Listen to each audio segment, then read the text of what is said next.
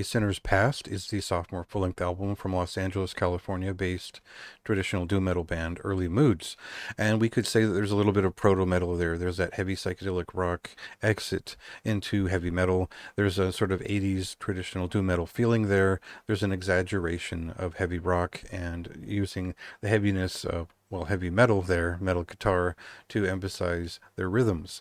And so we get a band who'd originally been a little bit more 70s with their craft, a little bit more pentagram and whatnot in their tunefulness, and now we get a little bit of a shift into focus. And what I would say is that there's a little bit more of a, like maybe a Candlemass dramatism to some of this, but they don't lose their sort of oaken stature along the way, and they retain what I would consider both a good balance of sound between something that is quite modern in terms of its render and the cleanliness of it, but also that garage built sound from that point.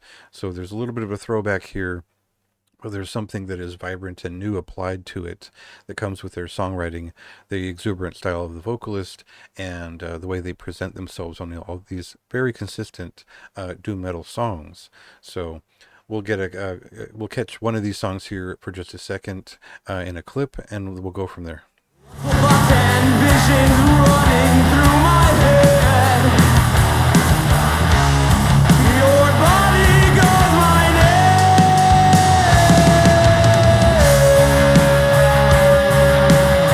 So the big thing about this band is that there's that position between the 70s and 80s, like I'd said before, but there's also a heavy metal touch that's believable there. There's this ingrained bit of Sabbath and Iron Maiden that makes everything work together, but also there's fantastic bass guitar performances with a very strong tone throughout that really adds to the doom metal feeling.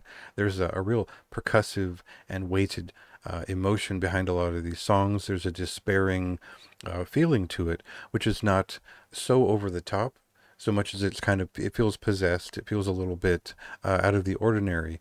And there's that urgency carries us through a lot of pretty solid songs here, in kind of in the vein where I think Trouble were at their best with their first three records or so. They don't really jog along at full heavy metal gait all the time, but there's sort of this edging along through the full listen that never feels like it stalls out or loses direction. This is a very focused record, and it feels like they've matured for the sake of knowing what works on stage and what doesn't, what do the greats do to hold on to their sort of legacy.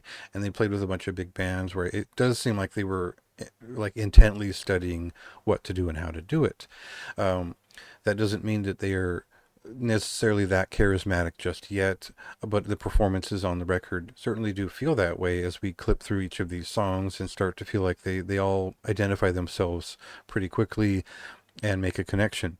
So for me, it is heavy rock at the end of the day, even if we call it doom metal, and that's where the tunefulness of it stands out, and none of it feels pop oriented. This feels very much like a heavy metal record, and I wouldn't always expect that from RidingEasy records, where there's always kind of a touch between pure doom metal and that sort of early proto heavy metal and 70s rock feeling. So there's still of a certain era, but this feels more to my taste of an early 80s doom metal album. So I rate it quite highly because it's just that good, really. I spent enough time with it where I wanted to keep listening to it after several weeks, and found myself listening to it just for fun, despite the review process.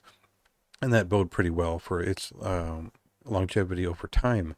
And as one of the more prominent releases of March, there's a lot of doom coming out this month, so this is like an early traditional example of it that you probably want to catch before we get into the more extreme stuff later on. And definitely a high recommendation for me, probably a very high recommendation by the end of the year.